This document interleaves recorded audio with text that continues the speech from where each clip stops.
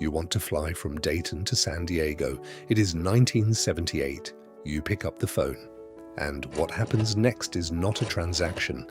It's a relay race between paper, phone lines, clerks, machines, and a system so layered that your trip could sit in limbo for days before anyone could tell you for certain that the seat was actually yours. Booking a flight in 1978 was not like placing an order. It was like passing a note through a factory. And the factory had a lot of rooms. This is the entire system, from the physical books on a travel agent's desk, to the 2-letter codes that the computers used to track your reservation, to the paper ticket that was part travel document and part financial instrument. Most people know air travel used to be different. What they don't know is how different, and specifically why it sometimes took 3 days to get a confirmed seat. There's one part of this system that almost nobody talks about, and it's the part that explains the whole thing. I'll get to it. But first, you need to see where it all started. Before any of this was computerized, before any of this was digital, airline seat inventory was tracked on physical cards. Each flight had one. Clerks sat around circular tables with cards on a rotating shelf, something like a lazy Susan, and when a seat was booked, they marked the card. That was the airline's memory. The inventory was not in a database. It was in a room, on a shelf, in someone's hand. And if the card was in someone else's hand, the airline's knowledge of that flight was temporarily unavailable to you. That sounds almost comically simple, but it explains everything that came after it.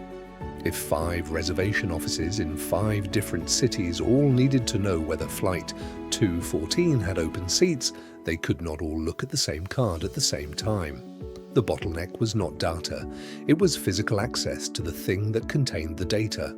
That is the problem that drove the entire automation era of commercial aviation.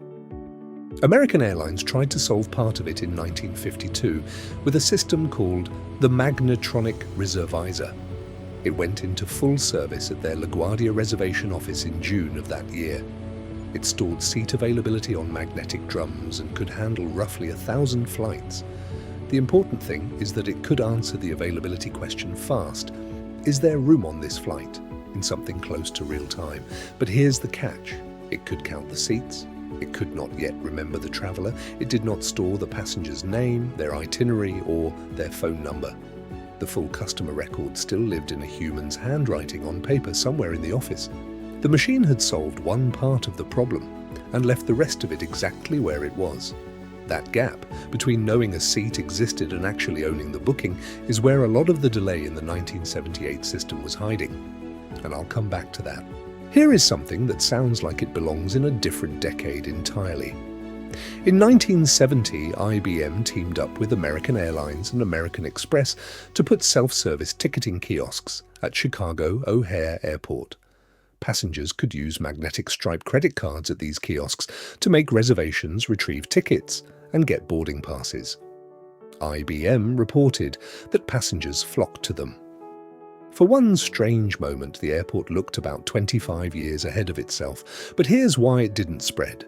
In 1970, only about 16% of American families had a bank card. The passenger-facing future had been prototyped. The ecosystem around it, the cards, the networks, the habits, the trust, had not caught up. The kiosks existed, and then mostly faded, and the world went back to travel agents and phone calls for another 2 decades. Here is what booking a flight actually looked like in 1978, because this is where the system gets physical in a way that's hard to picture today. Nearly every airline, every travel agent, and anyone involved in the airline industry had a bookshelf full of reference books, the latest OAG flight guides, tariff books, visa and vaccine requirements, and hotel guides. The OAG, the official airline guide, was the Bible of the whole operation. In the 1970s, the OAG literally published thousands of monthly flight guides that were circulated around the world in a massive logistical exercise, with much of the typesetting still done by hand. The agent is not searching a screen, they are assembling a trip. One book tells them the flight exists, another tells them the fare, another tells them the rules. The books are large, The pages are dense, the codes are abbreviated, and the agent has to know how to read all of it. You call your travel agent, they pull the OAG and find a flight from Dayton to Chicago, then Chicago to San Diego. That's the schedule. Then they check the fare books to find what the ticket actually costs. Then they check whether the routing has any rules attached, minimum stay requirements, advance purchase conditions, restrictions on changes. Each of those answers comes from a different physical reference. The agent is not slow. The system is just built in layers, and each layer has its own book. Then comes the phone call, because all those books can tell you what the flight costs and when it departs. What they cannot tell you is whether the seat is still there. For that, the agent picks up the phone and calls the airline's reservation line. And this is where the system starts to show its real shape. By the early 1970s, the largest American airlines had moved heavily into computerized reservation systems. But those systems were not all connected to each other. Each airline ran its own. And the two-letter codes that those systems used to track a booking are worth understanding, because the passenger thought in English, but the system thought in shorthand. A flight segment on your itinerary was not simply yours. It could be in a requested state, a waitlisted state, a confirmed state, or a queued for action state. There were status codes that meant things like confirmed from request, meaning the agent had asked for the seat, and then a separate code that meant the booking file actually showed it as holding confirmed. Those are two different things, and until the second one was in place, the seat was not fully yours. Now, here is the part that explains the title of this video. Most domestic bookings on a single airline moved reasonably fast. The agent called, the airline's system had the inventory, the seat was confirmed, the call ended. But what if your itinerary crossed airlines? Say you're flying Pittsburgh to Chicago on one carrier and then Chicago to Honolulu on a different one. The local agent can write down the request for that second leg, but they are now waiting for the second airline's system or office to send the confirmation back. Until that happens, the itinerary exists on paper, but not fully in reality. The delay was not always a person being slow. Sometimes the trip was waiting for two machines, two airlines, and two sets of clerks to agree that the same seat existed. And that process, called interline confirmation, could take hours, or in some cases days. That is where the 3 days live, not in every booking, but in the gaps between systems, between carriers, between cities, and between time zones. The confirmation was not a single moment. It was a chain of handoffs, and any link in that chain could slow down. And while you were waiting, the ticket itself had not even been issued yet. This is where the paper ticket deserves its own moment, because most people think of an old airline ticket as a receipt. It was not. A paper ticket was a movable piece of financial machinery. It had coupons, one for each leg of the journey. Each coupon represented a claim. If 4 airlines carried you across a complex itinerary, the coupons were how the revenue got sorted out between them. There was an entire clearing system behind this, run through the International Air Transport Association, that handled the billing between airlines when passengers crossed from one carrier to another. The paper itself was the accounting document. It was not a souvenir. And blank ticket stock was treated accordingly. Travel agents received numbered blank ticket stock from the Airlines Reporting Corporation, which also served as the central settlement system for ticket sales. Each piece of stock had a unique identifier. Thefts were reported, and stolen ticket number ranges were distributed to airlines so they could watch for fraudulent use. Because a blank ticket in the wrong hands was essentially a blank check, with wings. There was also a workflow that almost nobody remembers today, and it is one of the most fascinating parts of the whole system. It was called a prepaid ticket advice, or PTA. Here's how it worked. A parent in Chicago wanted to send their college student in Buenos Aires a ticket home for the holidays. The parent walked into an airline counter in Chicago, paid for the ticket, and the airline sent authorization through its internal communication network to the relevant office in Buenos Aires. The student walked into that office, showed identification, and picked up a physical ticket. You didn't send grandma a confirmation number. You sent permission through the airline's nervous system city to city by teletype or commercial wire, and the ticket materialized at the other end. Some international bookings had one more layer on top of all of this. On certain international itineraries, after you had the ticket in hand, you were still required to reconfirm that you intended to use it.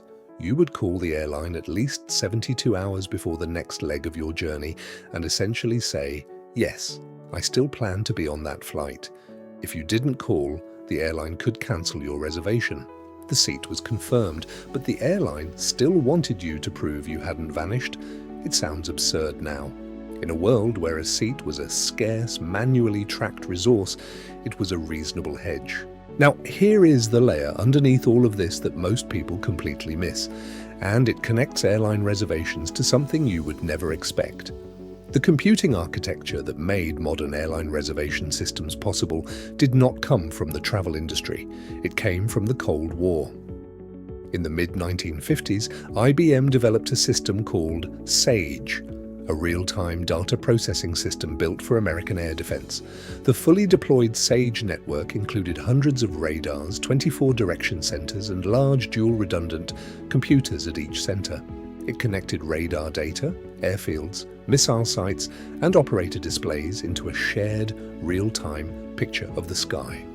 The problem it was solving was this: many remote stations needed to see and update the same shared reality instantly, simultaneously. The story goes that a chance meeting between an IBM salesman and the president of American Airlines planted the idea, what if you used that same architecture for airline seats? The shared reality was not incoming aircraft, it was available inventory. The same computing problem used to watch for bombers became the problem of making sure two people were not sold seat 12A. That connection is real, and it is one of the stranger footnotes in the history of commercial technology. The system that came out of that thinking was Sabre, which American Airlines built with IBM and put into full operation in the early 1960s. By 1978, large airlines had their own computerized reservation systems, and travel agencies were beginning to get direct access to those systems through terminals in their offices. That shift from calling the airline by phone to querying the airline's computer directly changed the entire power dynamic of the industry. Because once the screen was in the travel agency, whoever controlled what appeared on that screen had enormous leverage. If an airline owned the reservation system, it had every incentive to make its own flights appear first, load faster, and look more attractive than a competitor's. And that is exactly what happened. Display bias, delayed load times for competitors, favorable placement, these were real tactics used by the system owners. By 1983, 60% of all airline ticket sales were made through travel agencies, and 90% of those used a computer reservation system. The first page of search results was already being fought over before most people had ever touched a computer. The Civil Aeronautics Board eventually stepped in with rules banning display bias and discriminatory booking fees, but the fight over what the agents saw first was already years old. And speaking of the Civil Aeronautics Board, here is where 1978 becomes the year everything cracked. Before 1978, the board controlled which airlines could fly which routes and what they could charge. Since 1938, the Federal Civil Aeronautics Board had regulated all domestic interstate air transport routes as a public utility, setting fares, routes, and schedules. Airlines could not compete on price. They competed on everything else instead: meals, legroom, frequency, service, the quality of the china in first class. The fares were stable because they were set by a government agency. The booking system was built around that stability. The fare books worked because the fares didn't change week to week. President Jimmy Carter signed the Airline Deregulation Act into law on October 24, 1978. The new law ended the board's 4-decade control over America's commercial route network and its unilateral right to determine airline ticket prices. The Civil Aeronautics Board was gradually phased out and ceased all regulatory operations on December 31, 1984. What that meant for the booking system was immediate and structural. The fare books that agents relied on became obsolete almost as soon as the ink dried. Prices started moving. New airlines entered the market, routes changed. Between 1978 and mid-2001, 8 major carriers, Eastern, Midway, Braniff, Pan Am, Continental, Northwest, Frontier, and TWA went bankrupt or were liquidated. The old system, built for a world of stable, government-set fares and physical reference books, was not built for a market that moved. The computerized reservation system suddenly became not just useful, but essential, because no printed book could keep up with what fares were doing anymore. 1978 was not just the year before websites, it was the year the old fare universe cracked open. And here is the last detail, the one that ties the whole thing together. The OAG, the official airline guide, would eventually cease publishing printed flight guides, with the final printed edition being December of 2025. Think about what that means. The paper guide that a travel agent in 1978 used to build your routing from Dayton to San Diego outlived the age of paper tickets. It outlived the travel agency boom. It outlived the rise of online booking, the smartphone, and nearly the first quarter of the 21st century. As the OAG approached its 100-year milestone, the company reflected on the profound transformation of the aviation industry, before finally retiring the printed edition. The guide that helped build routes by hand in a world of phone calls and teletype and 2-letter status codes lasted almost 100 years. The strangest part of the 1978 system is not that it existed, it is that pieces of it refused to die. Here is what you actually just learned. Booking a flight in 1978 was a chain of physical steps. A book told you the flight existed. Another book told you the fare. A phone call told you whether the seat was available. A confirmation code told you whether it was really held. A paper coupon told you who got paid. And in some cases, a wire sent to another city told an office to hand a ticket to a stranger. The 3 days were not inefficiency. They were the architecture.